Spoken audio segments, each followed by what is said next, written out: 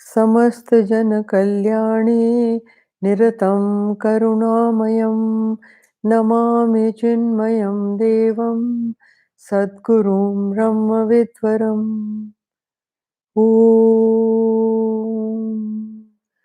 मनोजवं मारुततुल्यवेगं जितेन्द्रियं बुद्धिमतां वरिष्ठं वातात्मजं वानरयूथमुख्यं श्रीरामदूतं शरणं प्रपद्ये श्रीरामदूतं शरणं प्रपद्ये।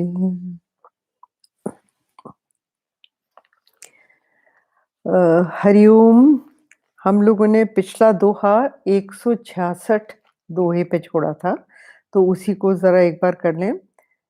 होहे विप्र बस कवन विधे कहु कृपा करिसो तुम तज दीन दयाल निज हितु न देखऊं को सियापति राम जय जय राम मेरे प्रभु राम जय जय राम।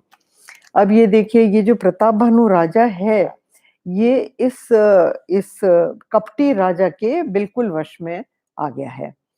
यहाँ तक हमने करा था।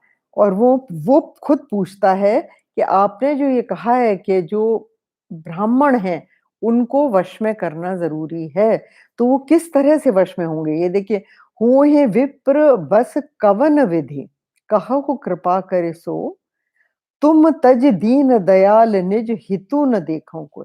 देखिए क्या होता है कि जब आपकी कोई जो आपके मन भावनी बात करता है, आपको लगता है कि वो मेरा सबसे ज्यादा हितैषी है। यहाँ पे यही हितैषी, इसीलिए मैंने आपको एग्जाम्पल दिया था रामचरितमानस में। कैकेयी मंथरा भी कैकेयी भी मंथरा से यही कहती है कि मुझे तुम्हारा जैसा हितैषी कोई नहीं मिलता, तुम मेरा बिल्कुल हित जानती हो। तो यहाँ पर ये अब आगे पढ़ते हैं इसको।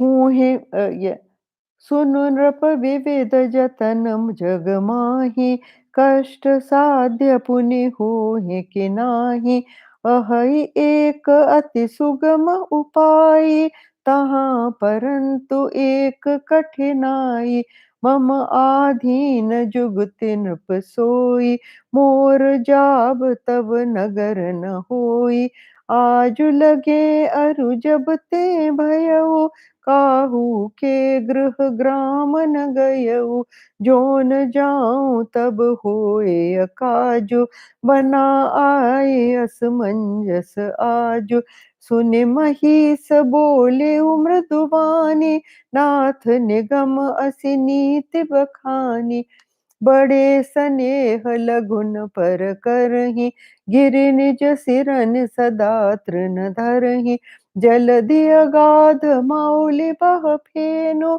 संतत धरनि धरत सिर रेनु अस कहे गए स्वामी हो कृपाल मोहि लागे दुख सहिय प्रभु सज्जन दीन दयाल सियापति राम जय जय राम मेरे प्रभु राम जय जय राम। ये देखिए, वो प्रताप भानु इस कपटी राजा से कह रहा है, सुन नृप विविध, नहीं सॉरी, अब कपटी राजा जवाब देता है उनको, क्योंकि प्रताप भानु ने विधि पूछी कि हम किस तरह ब्राह्मणों को वश में कर सकते हैं। तो वो क्या कहते हैं, सुन नृप विविध जतन जग माही। तो दुनिया में तरीके तो बहुत हैं इस ये काम करने के, लेकिन क्या कष्ट साध्य पुण्य होए कि नहीं। पर वो कष्ट साध्य है तो उनमें तकलीफ बहुत हो सकती है, और फिर उसके बाद होते हैं कि नहीं होते। देखिए, होए कि नहीं मतलब गारंटी नहीं है, हाँ, कि पक्का नहीं है कि वो कष्ट उठाने के बाद भी ये काम आपका होगा या नहीं होगा। तो फिर क्या, अहै एक अति सुगम उपाय, तो है तो एक बड़ा साधारण और बहुत ही इजी उपाय है। देखिए, सुगम, सुगम मतलब जो मिलने में आसान हो, जो करने में आसान हो, उसको कहते हैं सुगम, सरल। अहै एक अति सुगम उपाय तहाँ परंतु एक कठिनाई, लेकिन उसको भी करने में भई एक कठिनाई तो है, एक कठिनाई बहुत बड़ी, क्या कठिनाई? मम आधीन जुगति नृप सोई।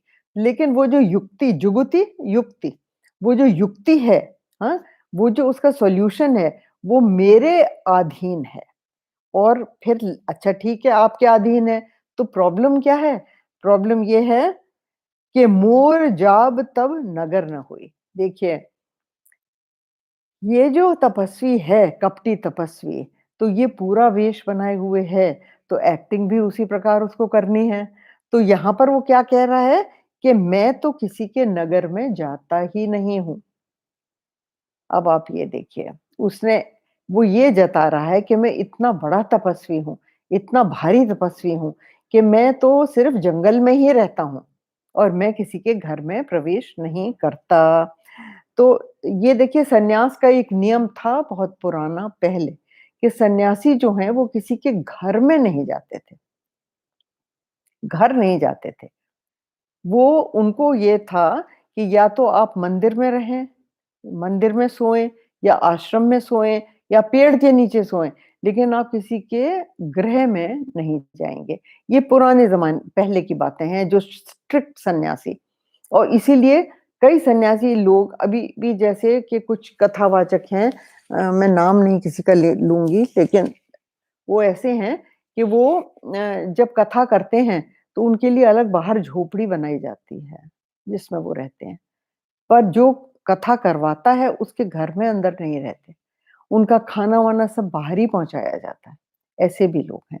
तो द थिंग इज़ कि अब अभी आज तक में भी ऐसे सन्यासी हैं जो घर नहीं जाते हैं किसी के, ऐसे होते हैं। तो यहाँ पे देखिए, ये वही राजा को जता रहा है कि मैं किसी के घर नहीं जाता, तो मैं नगर में भी नहीं जाता। वो कहते हैं देखो मोरे जाब तब नगर न हुई, आज लगे अरु जबते भयउ, काहू के ग्रह ग्राम न गयउ। तो अभी तक तो वो नगर ही कह रहे थे, अब वो ग्राम और घर भी कह रहे हैं, गृह, घर और और क्या ग्राम मतलब मैं ना किसी के गाँव जाता हूँ आज तक, ना किसी के घर जाता हूँ और कब से?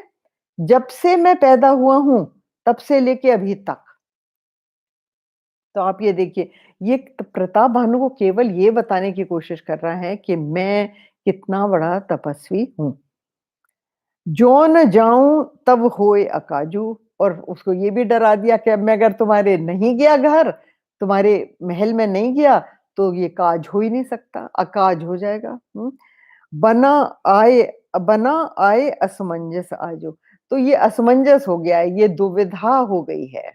हुँ, ये दुविधा हो गई है। ये यहाँ पर संदेह अलंकार है, जो कि हिंदी साहित्य में संदेह अलंकार कहा जाता है। तो बना आए असमंजस, असमंजस तो जानते हैं ना आप लोग दुविधा हो गई है कि मैं क्या करूँ, क्या ना करूँ? अब सुनि महिष बोलेउ मृदुवानी, नाथ निगम अस नीति बखानी। देखो ये राजा है, तो पहले ज़माने में जो राजा था, उसको नीति शास्त्र ज़रूर सिखाया जाता था। तो ये नीति शास्त्र, ये राजा नीति बखान रहा है और क्या नीति बोलता है ये सुन महिष बोले मृदु वाणी और बड़े मधुर वाणी से वो बोला। देखिए आपको जब काम होता है ना किसी से, तो आपको बहुत मधुर बोलना पड़ता है ना? हाँ, आप अकड़ के नहीं बोल सकते कि नहीं जी मेरा काम तो करो ही करो, आपको तो करना ही पड़ेगा, ऐसे तो नहीं कह सकते ना। तो आपको कैसे बहुत ही मधुर भाषा बना के, बहुत ही मुस्का के, बहुत ही विनम्रता के साथ आप कहते हैं ना यहाँ तो राजा का काम है और वो चाहता है कि प्रताप भानु उसके नगर में आए और उसका काम करे। तो कहते सुनु सुन महिष बोलेउ मृदुवानी, नाथ निगम असिनीत बखानी। हाँ, निगम मीन्स वेद पुराण। वेदों में ये लिखा हुआ है क्या? बड़े सनेह लघुन पर करहीं, गिर निज सिरन सदा तृण धरहीं। तो एग्जाम्पल क्या देता है? वो ये कहता है कि देखिए सब नीति शास्त्र में ये कहा है कि जो बड़े लोग हैं, वो छोटों पर हमेशा स्नेह रखते हैं और स्नेह के कारण वो उनके काम कर देते हैं। लघु लघु मीन्स छोटों पे।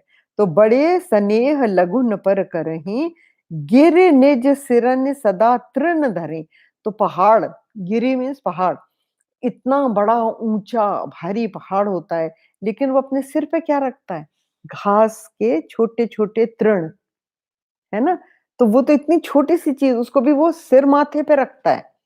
ये उपमा दे रहे हैं और दूसरी उपमा क्या दे रहे हैं? जलधि अगाध मौल्य बह फेनु। और जो बहुत गहरा समुद्र होता है, बहुत बड़ा समुद्र होता है, भारी जल से परिपूर्ण, वो अपने ऊपर बिल्कुल हल्का फेन, उसपे फेन तैरता रहता है ना समुद्र के ऊपर, तो वो कहता है उसको भी वो ऊपर रखता है। और क्या? संतत धरन्य धरत सिर रेणु। और संतत मीन्स हमेशा से। क्या? धरनी, धरनी पृथ्वी, धरत सिर रेणु, रेणु इज मिट्टी, डस्ट। तो पृथ्वी जो कि इतनी महान है, इतनी बड़ी है, वो भी अपने सिर के ऊपर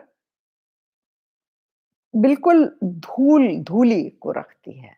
तो जब इतने बड़े-बड़े लोग इतनी छोटी-छोटी चीज़ों को ऊँचाई देते हैं, उनको महिमा प्रदान करते हैं, तो आप भी मेरे जैसे छोटे राजा को, मेरे जैसे छोटे प्राणी के लिए ये काम आप ज़रूर कर दें। ओके।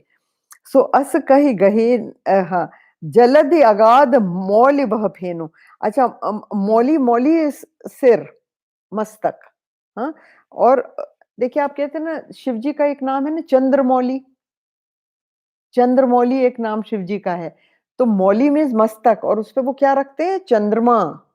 चंद्रमा को शिव जी अपने मस्तक पर धारण करते हैं।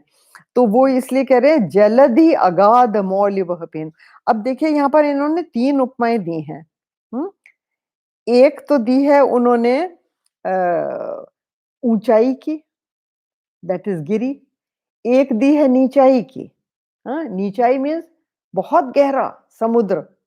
और एक दी है विस्तार की, विस्तार इज़ पृथ्वी, हाँ? तो ऊँचाई, नीचाई और विस्तार, इन तीनों की उपमाएँ दी गई हैं। अच्छा फिर ये भी है आकाश, पृथ्वी और पाताल। ये तीनों तो वो उन्होंने ये सारी की सारी उपमाओं को अलग-अलग दिया है, कहने के लिए कि आप चाहे ऊँचा जाएँ, चाहे नीचा जाएँ, चाहे विस्तार में जाएँ, हर कोई जो है वो छोटों को बड़ाई देता है। अस ये वो नीति बता रहे हैं राजा। अस कहि गहे नरेश पद स्वामी हो कृपाल। तो उन्होंने आर्त होके बिल्कुल उनके चरण पकड़ लिए और कहा कि आपको मेरा काम तो करना पड़ेगा। आप बहुत कृपालु बन जाइए, मेरा काम करिए। मोहि लागे दुःख सहिय प्रभु सज्जन दीन दयाल। तो वो उनको इन उपाधियों से बोलते हैं कि आप तो कृपालु हैं, दीन दयाल हैं, सज्जन हैं। तो आप मुझ बेचारे पे दया करिए और मेरे लिए दुःख सहिए। दुःख क्या हुआ? नगर में जाना, क्योंकि आप तपस्वी हैं, आप कभी जाते नहीं हैं नगर में, लेकिन मेरे कारण आप नगर में जाइए। अच्छा, अब आगे चलते हैं। जानिन पहियापन आधीना, बोला तापस कपट प्रवीणा, सत्य कहूँ पति सुन तोहि, जग नाहिन दुर्लभ कछु मोहि, अवसि काज मैं करिहूँ तोरा, मन तन वचन भगत ते मोरा, जोग जुगति तप मंत्र प्रभाव, फलय तबहि जब करिय दुराऊ, जो नरेश मैं करूँ रसोई, तुम पर सौ मोय जान न कोई, अब सो जोई जोई भोजन करई, सोई सोई तब आयसु अनुसरई, पुण्य तिन के ग्रह जेवै जो, तब बस होय भूप सुन सोऊ, जाई उपाय रचहु नृप एहु, संवत भर संकल्प करेहु, नित नूतन द्विज सहस सत, बरेहु सहित परिवार, मैं तुमरे संकल्प लगे, दिनहि करबि जीवनार, सियापति राम जय जय राम, मेरे प्रभु राम जय जय राम। अब वो क्या बताते हैं? वो युक्ति बता रहा है। और युक्ति में क्या आता है? वो देखिए क्या कहता है। जनि नृपहि जानि नृपहि आपन आधीना। हाँ, तो उसने ये देखा कि ये तो बिल्कुल मेरे अधीन आ गया है नृप और क्या बोला? बोला तापस कपट प्रवीणा। पर कपट मतलब छुपाव करने में, दुराव करने में, डिसीट करने में, धोखा देने में ये बड़ा प्रवीण था, बड़ा स्किल्ड था। सत्य कहो भूपति सुनतो ही, जग नाहिन दुर्लभ कछु मोही। और देखो अपनी तारीफ खुद कर रहा है, हाँ? अपना ढोल खुद पीट रहा है। क्या कह रहा है? क्या कहता है कि सत्य कहाऊं भूपते, हे राजा सुनो मैं आपको सत्य कहता हूं। जब भी मैं पहले भी कह चुकी हूँ, जो भी ये बात शुरू करता है ना कहते हुए कि मैं आपको सच कहता हूं, तो यानी आप झूठ भी बोलते हैं कि सिर्फ अभी ही सत्य बोल रहे हैं, ये बात सोचने की है। तो यहां पर भी वो कहता है कि मैं सत्य कहूं, तो सत्य क्या कहूं कि भाई जग नाहिन दुर्लभ कछु मोही। कह रहा है कि मुझे दुनिया में कोई भी चीज दुर्लभ नहीं है, सब चीज मेरे लिए आसान है। मैं इतना बड़ा तपस्वी हूं कि मैं तप बल से कुछ भी कर सकता हूं। ये खुद बोल रहा है। अवश्य काज मैं करूं तोरा, मैं तुम्हारा काम जरूर करूंगा। मन तन वचन भगत तै मोरा। और तुम मेरे इतने भक्त हो, मेरी इतनी भक्ति कर रहे हो तन मन से और वचन से, इन तीनों में सामंजस्य होना चाहिए। भक्ति के लिए मन, तन और वचन, यानी जो आप कह रहे हैं और जो आप मन में सोच रहे हैं वही आपको कहना चाहिए और वही आपको करना चाहिए। अगर आप सोचते कुछ हैं, कहते कुछ हैं और करते कुछ और ही हैं, तो इन तीनों में सामंजस्य है ही नहीं ना। तो ये तो कपटी लोगों की भाषा हो गई। तो फिर ये कहते हैं कि आप तो तन मन और वचन से मेरे भक्त हैं। जोग जुगुति तप मंत्र प्रभाऊ, फलय तबय जब करिए दुराऊ। तो अब ये उनको क्या सीख दे रहा है? ये कपटी राजा कहता है कि देखिए योग, युक्ति, तप, मंत्र का प्रभाव तभी होता है, वो तभी फलते हैं जब आप उनको छुपा के रखें। दुराऊ में छुपाना। आप अगर उनको छुपा के रखेंगे तो ही उसका प्रभाव होता है। अब यही देखिए, लोग मैंने देखा है आम अब मतलब इतना ताज्जुब मुझे होता है, आपस में एक-दूसरे से पूछते रहते हैं, "आप कौन-सा मंत्र करते हैं?" अरे भाई ये कोई टॉपिक ऑफ कन्वर्सेशन है? हाँ? और तो you do not tell your mantra. और क्या कहनी? योग। योग क्या करते हैं आप? मतलब तपस्या आपकी क्या है? अच्छा अगर आप कुछ प्लान बना रहे हैं तो वो प्लान युक्ति, जुगति युक्ति, तो वो युक्ति कभी नहीं पहले से बतानी चाहिए। अगर आप पहले से युक्ति बता देंगे तो लोग उसमें अड़ंगा लगाएंगे, कुछ ना कुछ हर्डल आएगा उसके बीच में।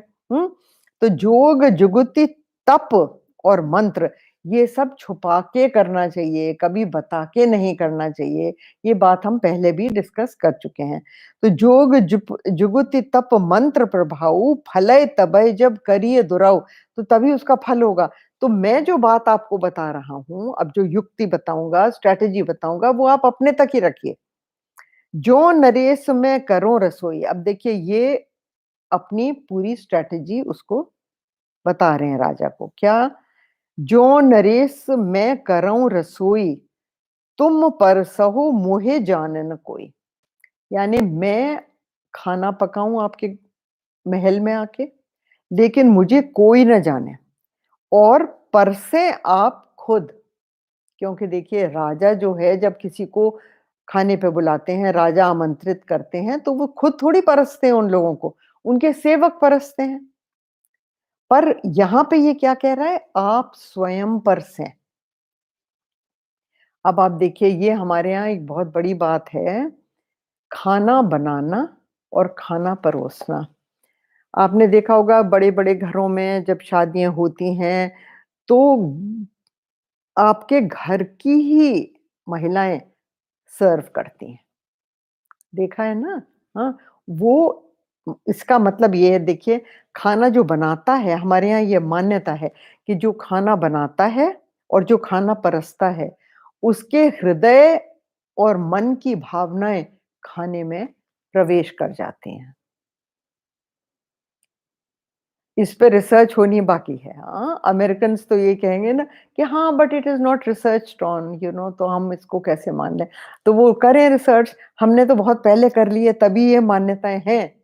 ये मान्यताएँ तभी बनी हैं कि किसी के हाथ का पानी नहीं ले हर किसी के हाथ से जल नहीं लीजिए, हर किसी के घर में भोजन मत करिए। ये मान्यताएँ बहुत पहले की बनी हुई हैं, क्योंकि किसने पकाया, किस दृष्टि से पकाया, आजकल तो जी ऑनलाइन ऑर्डर होता है। तो ऑनलाइन ऑर्डर वहाँ पे उनके किचन की हालत क्या है जहाँ वो पका है? किसने पकाया है? हाँ? वो कितना गंदा है, नहाया है, नहीं नहाया है, उसकी मन की वृत्तियाँ क्या हैं जिसने वो खाना पकाया है?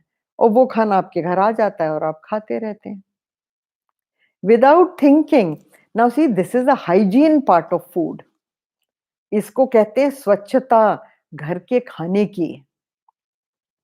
कि आपके घर में यहाँ तो आप घर में तो इतना ध्यान रखते हैं, किचन की सफाई, मसाले कहाँ से आ रहे हैं, खाना कितना शुद्ध है, दालें पॉलिश्ड हैं, अनपॉलिश्ड हैं, सब्ज़ी कैसी आई है, ये सब आप ध्यान रखते हैं ना?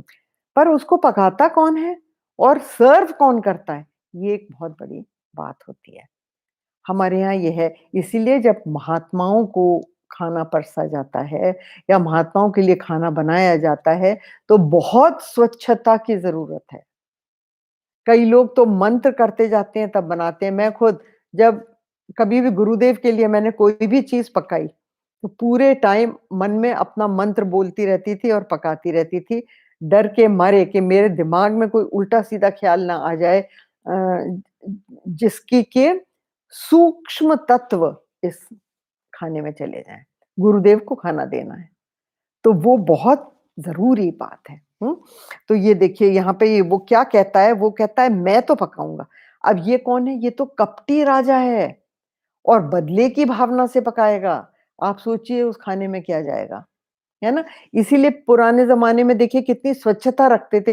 सिर्फ़ एक ब्राह्मण या ब्राह्मणी हर घर में खाना बनाते थे और वो भी नहा धो के, पूजा पाठ करके और खाना पका के, भगवान को भोग लगा के तब वो आपकी थाली में खाना आता था।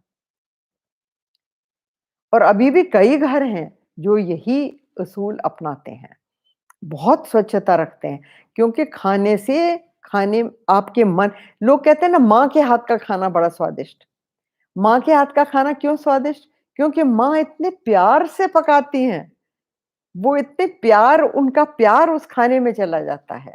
इसलिए माँ के हाथ का खाना आपको कई लोग मिलेंगे जो कहते हैं, माँ जैसा नहीं बना है, माँ जैसा बनाती थी वैसा नहीं है। है ना? तो वो यही बात है इसकी। तो यहाँ पे ये क्या कहता है कि मैं करूँ रसोई और तुम परसो, मोहि जान न कोई। देखिए खाना परसना भी एक बात है, उसमें भी बात है। गुरुदेव जो थे वो इस बात के लिए बहुत पर्टिकुलर थे कि जो भिक्षा दे रहा है आपको, वही खाना आपको परोसे। ये नहीं होता था कि कोई भी पका के ले आया और किसी ने भी गुरुदेव को परोस दिया। He was particular about that कि उनकी जो होस्टेस हैं, वही परसेंगे खाना। हुँ? तो यहाँ पे ये देखिए, तुम परसो मोहि जान न कोई और मुझे कोई ना जाने। देखिए आप बात को कब छुपाते हैं? जब आपके कपट कपट होता है तभी आप ये कहते हैं किसी से कहना नहीं अन्न सो जोई जोई भोजन करई, सोई सोई तब आयसु अनुसरई। और ये क्या कहता है कि वो रसोई ऐसी होगी कि जो कोई भी भोजन करेगा उस अन्न का यहाँ अर्थ है भोजन। हम्म तो अन्न जो जोई जोई भोजन करी सोई सोई तब आयसु अनुसरई, वो आपके अधीन हो जाएगा। जो भी भोजन करेगा वो आपके अधीन हो जाएगा, आपकी आज्ञा मानने वाला हो जाएगा। पुण्य तिनके ग्रह जेवै जो, और उनके घर भी जो कोई खाना खाएगा, मतलब वो तो आपके अधीन हो ही जाएँगे, लेकिन उनके भी घर में कोई भी और आके खाना खाएगा, कोई भी और ब्राह्मण उनका रिश्तेदार, तब बस होए भूप सुन सो, वो भी आपके वश में आ जाएगा। देखिए ये कपट को। जाय उपाय रचौ नृप एहु, संवत भरे संकल्प करेहु। 1 संवत मीन्स 1 वर्ष। तो आप 1 वर्ष का संकल्प ले लीजिए। प्रताप भानु से कह रहा है वो कि 1 वर्ष का संकल्प ले लीजिए और तब क्या होगा कि 1 वर्ष तक रोज़ आप ब्राह्मणों को खाना खिलाएँगे। मैं आप मैं आपके यहाँ बनाऊँगा और आप परसेंगे। अच्छा, देन नित नूतन द्विज सहस सत। ओहो! सहस सत मीन्स 100,000. So 100,000 means कितना? 1,00,000 if I'm not wrong. तो नित नूतन द्विज सहस सत बरेहु सहित परिवार। अच्छा, सिर्फ 1,00,000 ब्राह्मणों को नहीं बुलाना है आपने, 1,00,000 ब्राह्मणों को सहित परिवार। तो एक-एक परिवार में 4-5 लोग तो होते हैं जनरली, तो कितने लोग हो गए? 5,00,000। तो 5,00,000 ब्राह्मणों का को खाना कि नित नूतन, रोज नए ब्राह्मण को आपको बुलाना है। कितने? 1,00,000 और कितने? सहित परिवार। मैं तुम्हरे संकल्प लगे दिन ही करब जेवनार। और मैं क्या करूँगा कि तुम्हारे संकल्प पूरा हो, इसलिए दिन ही दिन मैं रसोई बना दिया करूँगा तुम्हारी। मतलब रात तक होने ही नहीं पाएगी, मैं हर दिन तुम्हारे यहाँ रसोई बनाऊँगा। अच्छा, अब आगे चलते हैं। एहि विधि भूप कष्ट अति थोरे, होई हैं सकल विप्र बस तोरे। करि हैं विप्र होम मख सेवा, तेहि प्रसंग सहजे बस देवा। और एक तोहे कहूँ लखाऊ, मैं एहि वेश न आऊ बकाऊ। तुमरे उपरोहित कहूँ राया, हरियाणब में कर निज माया। तप बल तेह करे आप समाना, रखे हूँ यहाँ बरस परवाना। मैं धरिता सुबेश सुनु राजा, सब विधि तोर समारव काजा। गैन से बहुत शयन अब कीजे, मोहे तोहे भूप भेंट दिन तीजे। मैं तप बल तोहे तुरग समेता, पहुँचे हूँ सोवत ही निकेता। मैं आऊँ बसोई बेश धरे, पहचाने तब मोहे। जब एकांत बुलाए सब, कथा सुनाऊँ तो। सियापति राम जय जय राम, मेरे प्रभु राम जय जय राम। वो कहता है, एह विधि भूप कष्ट अतित हुए। मतलब आपको कोई परेशानी होगी नहीं, कोई साधना नहीं, कोई तप नहीं, तो परेशानी कष्ट क्या होगा? कुछ भी नहीं। तो बहुत ही थोड़े मेहनत में होए हैं सकल विप्र बस तोरे। तो सारे विप्र जो हैं वो आपके वश में हो जाएंगे। करे हैं विप्र होम मख सेवा। और ये जो विप्र होते हैं, ये क्या करते हैं? ये होम करते हैं, यज्ञ, हवन, हैं? और सेवा इतनी करते हैं देवताओं की और ईश्वर की। तेहि प्रसंग सहजे बस देवा। हाँ, और ये देखिए कि वो सबके सब बड़ी इजीली आपके वश में आ जाएंगे। नहीं तो ब्राह्मण इतना तप करते हैं कि उनको वश में करना बहुत मुश्किल है। पर क्योंकि मैं जो युक्ति बता रहा हूँ आपको, उस युक्ति से सबके सब आपके वश में हो जाएँगे। अच्छा, और एक तोय कहऊँ लखाऊ, हाँ? और मैं लखना मतलब पहचान, पहचान करना या कोई चिन्ह ऐसा बताऊँगा जिससे आप पहचान जाएँगे। जब आप किसी नए इंसान को भेजते हैं ना, वहाँ पर एयरपोर्ट पे किसी को रिसीव करने, तो वहाँ पे वो लेके खड़े होते हैं ना कि so and so please come here. तो वो चिन्ह है पहचानने का कि मुझे ये आदमी लेने आया है और इसकी गाड़ी में मुझे जाना है। Isn't it? हाँ, तो same way it is like this कि और एक तो कहूँ लखाऊ, मतलब एक चिन्ह, पहचान चिन्ह बताता हूँ। मैं एह वेश न आऊ बकाऊ, मैं इसी वेश में नहीं आऊंगा। मैं जिस तपस्वी का वेश में बैठा हूं यहाँ पर, मैं इस वेश में नहीं आऊंगा। तुम्हरे उपरोहित कहूँ राया, हरि आनब में कर निज माया।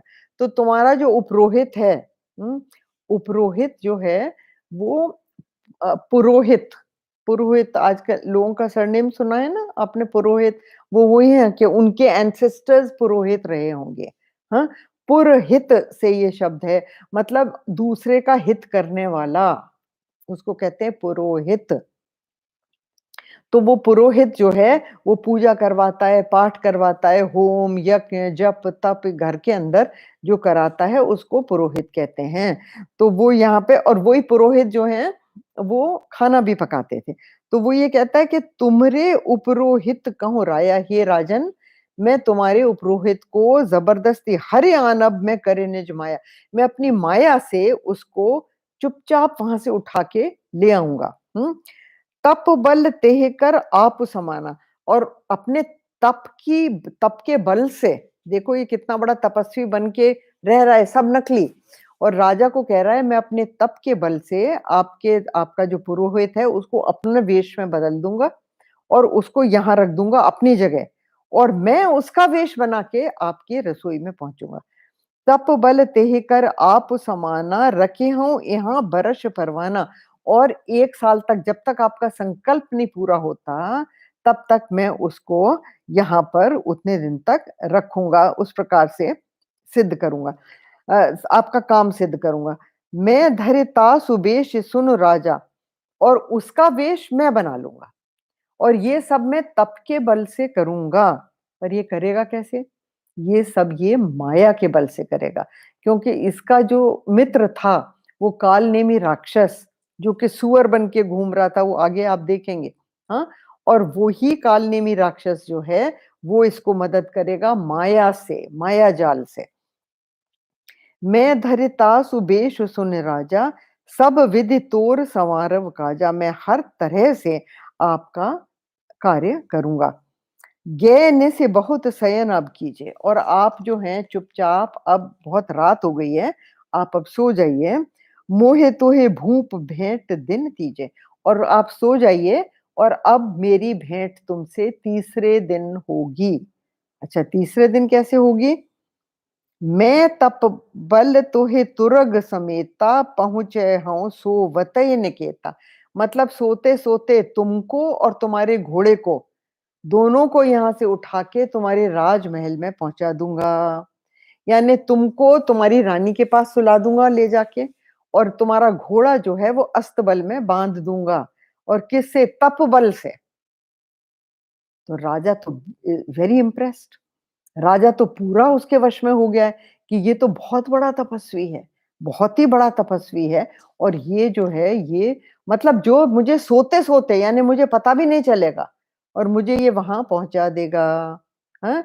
और एक दिन बस बीच में छोड़ के तीसरे दिन वो वहां पहुंच जाएगा मैं आऊब सोई बेश धरे पहचाने तब मोए जब एकांत बुलाए सब कथा सुनावो तो देखो वो क्या कह रहा है अब उसको ये डर लगा कि कहीं ऐसा ना हो मैंने जैसे राजा को बता दिया कि मैं तुम्हारे पुरोहित का वेश बना के आऊंगा तो ये कहीं जो असली पुरोहित है उससे ना बात करने लग जाए मेरे बारे में तो ये कहता है कि मैं एक तुम्हें एक्सक्यूज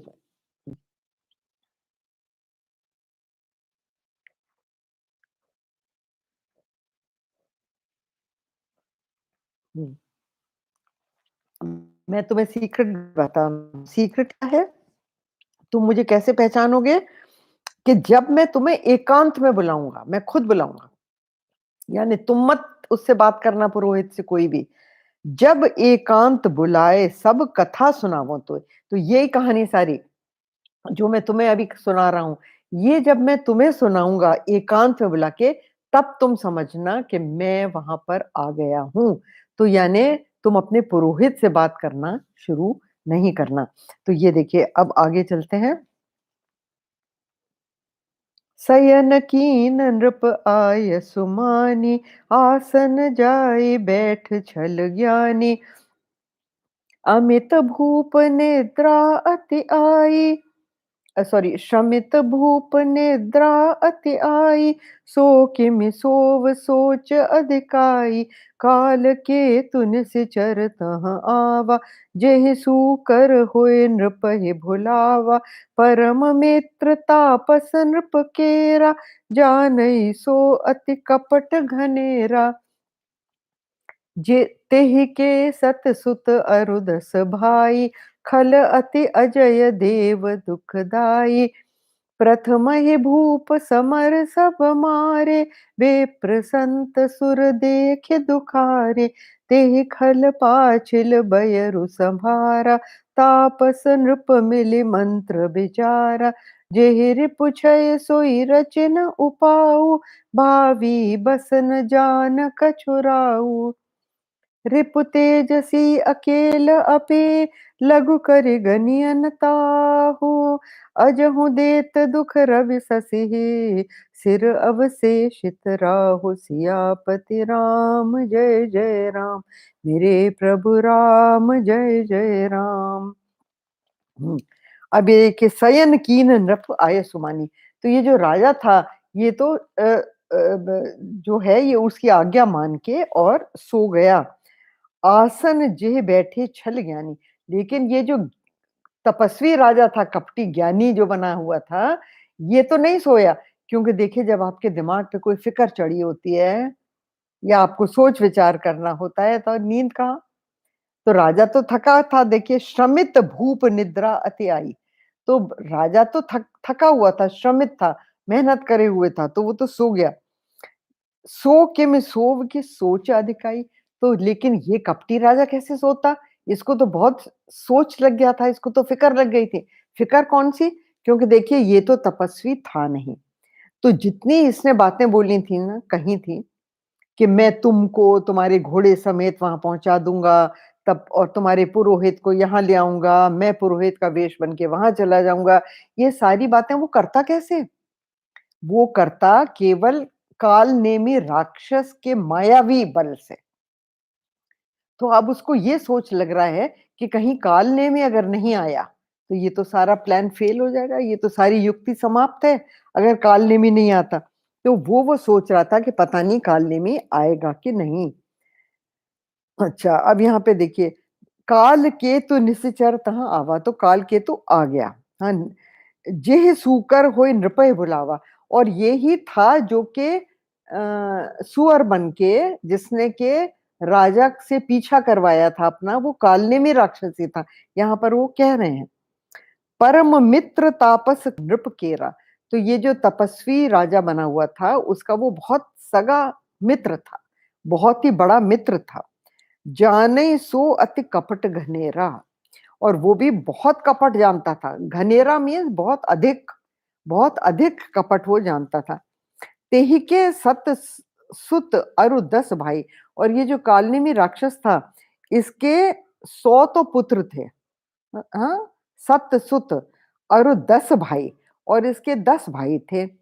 खल अति अजय देव दुखदाई, और ये जो दुष्ट, खल मतलब दुष्ट था, ये अति अजय था। अति अजय मीन्स इसको कोई मार नहीं पाता था, कोई लड़ाई में इसको जीत नहीं पाता था। और ये करता क्या था? देव दुखदाई, तो इसका काम ही ये था कि जो देवता हैं उनको परेशान करना, उनको दुख देना, उनकी तपस्या में भंग डालना, ये राक्षसों का काम होता है। तो यही ये करा करता था। प्रथमय भूप समर सब मारे, तो अब देखिए यहाँ पे क्या है, ये जो प्रताप भानु राजा है, आपको याद होगा कि इसने एक वो अश्वमेध यज्ञ किया था। हम्म, और इसने और सारे राजाओं को हरा के और उनसे कर वसूली करके और फिर उनको छोड़ दिया था। याद है ना कि मैंने आपको बताया था कि इसने सारी पृथ्वी को अपने वश में करा हुआ था, सारे राजाओं को अपने अधीन करा हुआ था। तो इसने क्या करा कि प्रथमय भूप समर सब मारे, तो इसके जो कालनेमी के जो 100 पुत्र थे और जो 10 भाई थे, वो प्रताप भानु के हाथों से मरे थे। प्रताप भानु की सेना ने उनको उनका खात्मा करा था। तो इसको तो बहुत ही दुख था, और इसको बदला लेना था। बदले की भावना इसके अंदर भी थी और ये जो कपटी राजा है इसके अंदर भी थी। तो इन दोनों की मित्रता थी ही इसीलिए। वो कहते हैं ना चोर-चोर मौसेरे भाई, या कहते हैं कि दुश्मन का क्या कहते हैं, अगर आपका कॉमन कोई दुश्मन होता है तो आप दोनों मित्र हो जाते हैं, है ना? तो ये दोनों का कॉमन दुश्मन कौन था? प्रताप भानु। दोनों का दुश्मन था और दोनों को बदला लेना था प्रताप भानु से। इसीलिए ये दोनों मित्र हो गए थे। क्योंकि देखिए उसके तो 100 पुत्र और 10 भाइयों को प्रताप भानु ने मारा। तो यहाँ पे है तेह खल हाँ, प्रथमय भूप समर सब मारे, विप्र संत सुर देख दुखारे। तो ये जो उसने क्यों मारा था इन लोगों को? क्योंकि विप्र, ब्राह्मण, संत और देवता, उन लोगों को दुखी देखा जब प्रताप भानु ने, और प्रताप भानु इन सब की सेवा करता था। तो सेवा में क्या आता था? रक्षा करना। तो उसने इन सब की रक्षा करी काल नेमी के बेटे और उसके भाइयों को मार के। तेह खल पाछिल बयरु संभारा। संभारा मीन्स याद किया। उसको याद था सारा का सारा। तो पिछला बयर, बयर मीन्स मन में जो वैर की जो भावना है, बयरु मीन्स वैर, वैर की जो भावना है, बदले की जो भावना है, वो उसने याद करी। तापस नृप मिल मंत्र विचारा।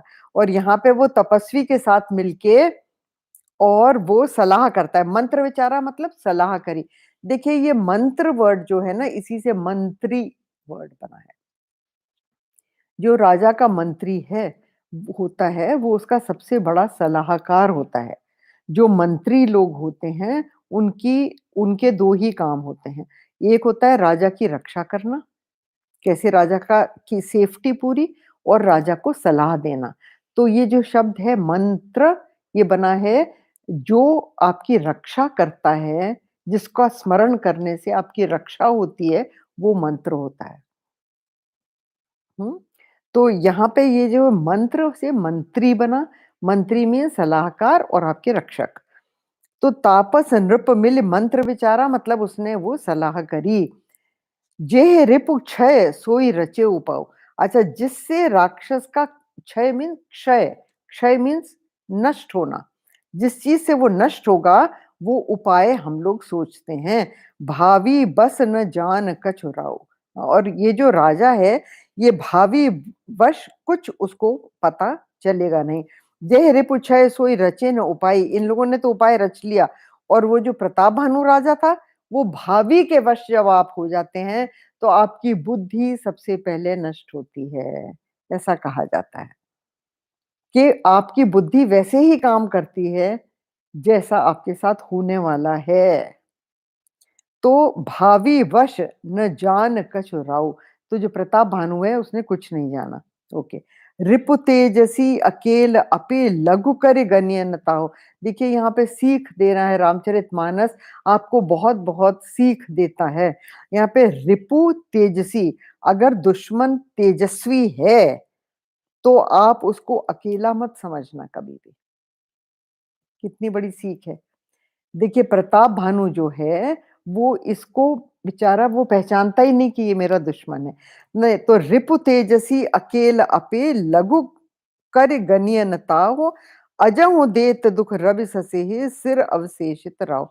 हुआ क्या था कि प्रताप भानु ने कालनेमी के बेटे और भाइयों को तो मार डाला था, ठीक है ना? लेकिन कालनेमी भाग गया था और राजा ने उसको छोड़ दिया कि इस ये तो अकेला है, ये क्या कर लेगा? इसका पावर तो खत्म हो गया। इसके 100 बेटे मर गए और इसके भाई मर गए, तो ये अकेला मेरे से क्या लड़ेगा? मैं तो बहुत बड़ा राजा हूँ, बहुत बलवान तेजस्वी राजा हूँ। तो लेकिन देखिए वो ये कहते हैं ना कि जो दुश्मन है उसको छोटा भी नहीं मानना चाहिए कभी। तो अगर अगर रिपु तेजस्वी अकेला भी हो तो उसको छोटा कभी नहीं जानना चाहिए। और बार पहले आई है ये बात रामचरितमानस में, हम लोगों ने पढ़ी है कि आप इन चीजों को छोटा कभी नहीं जानना चाहिए। ये है सांप, हम्म, आग, पाप, ऋण, इन चीजों को छोटा कभी नहीं मानना चाहिए। और दुश्मन, ये कभी भी बड़े हो जाते हैं एकदम से। तो अजम देत दुख रवि ससेहे, सिर अवशेषित राहु। देखिए राहु का सिर कट चुका है, उसका खाली सिर ही सिर रह गया है, पूरा शरीर नष्ट हो गया है। तो सिर अवशेषित मतलब सिर ही बचा है जिस राहु का, वो अभी तक मौका देख के कभी सूर्य ग्रहण कर लेता है और कभी चंद्र ग्रहण कर लेता है। तो राहु को भी पूरा नहीं मारा था इन लोगों ने, छोड़ दिया था कि ये सिर्फ सिर ही सिर इसका रह गया, ये क्या कर लेगा। लेकिन अभी तक वो दुख देता है चंद्रमा को और सूर्य को। ये उपमा दी है उन्होंने। अब हम अगले बार आगे करें। ॐ पूर्णमद पूर्णमिदं पूर्णात् पूर्णमुदच्यते पूर्णस्य पूर्णमादाय पूर्णमेवावशिष्यते। ॐ शान्ति शान्ति शान्तिः। हरि ओम श्री गुरुभ्यो नमः। हरि ओम।